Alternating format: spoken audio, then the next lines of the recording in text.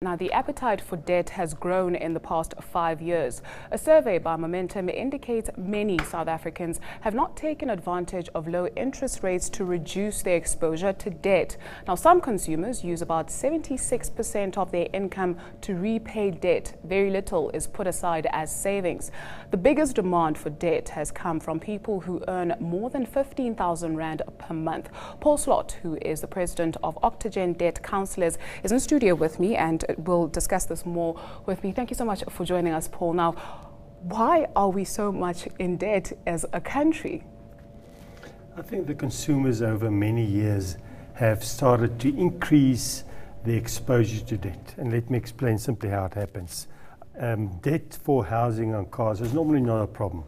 I take some debt, and debt is normally used to actually fund your living experiences.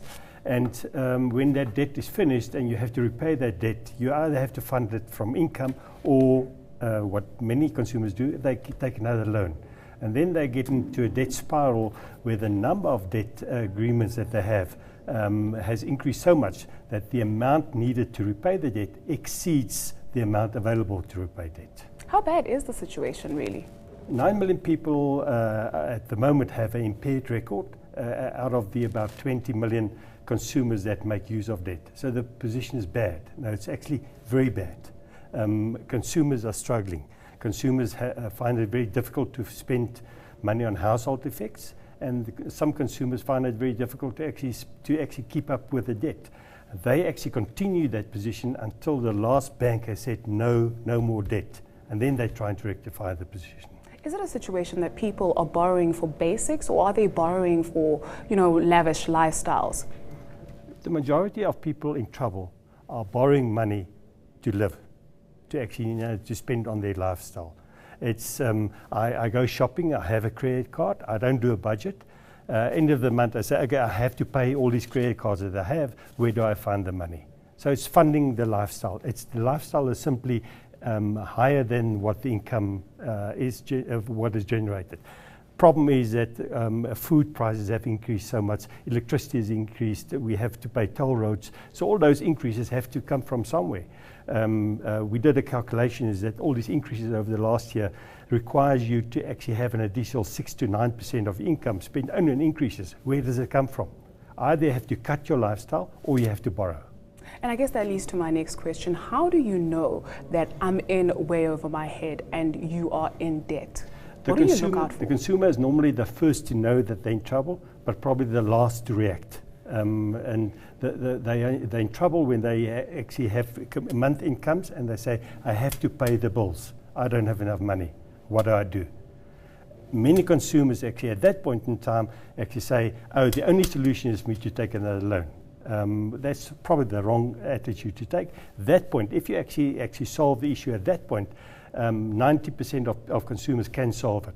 What they don't do is they get all these lovely ads and they actually borrow more money, then they end up in trouble. The average person in South Africa has about 3 to 4 debt agreements, and that's fine, and they spend on average less than 35% of the after-tax income on debt repayments.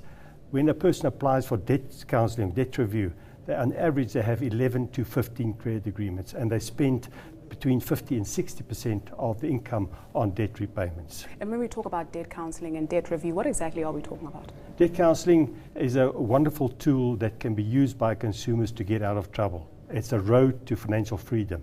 What happens is that you apply for debt review, the budget is done for the consumer, and an amount is set aside to repay the debt. Credit providers have come to the table. They will reduce interest rate, they will reduce fees to make it easier for the consumer to repay debt. During that period, you actually have to repay debt. You can't take more debt. And after 4 or 5 years, you are debt-free in terms of your short-term debt, and a clearance certificate can be issued for the long-term debt like your home loan. Now, when you mention the credit bureau, people break out into a cold sweat, especially those people with debt. Is there help?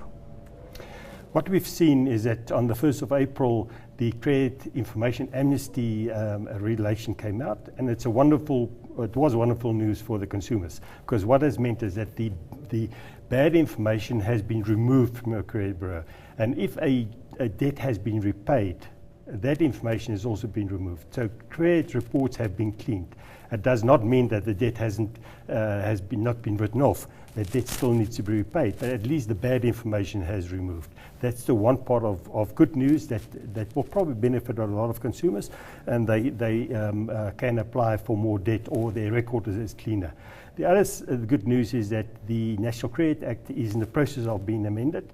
The process has been completed. We're waiting for the President to sign the bill, and then it will become effective. And that in itself will help consumers to make use of debt counselling and to have the protection of the National Credit Act to go through the process.